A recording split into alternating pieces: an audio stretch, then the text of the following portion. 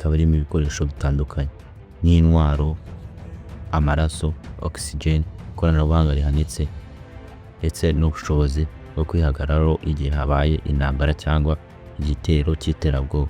Imodoka ikaba yitwa The Beast. The Beast ntabwo ari imodoka gusa, ni nk'ikigo cya gisirikare kigendana ndetse n'ishusho y'ubushobozi, icyubahiro n'ubwirinzi bwo ku rwego rwo hejuru.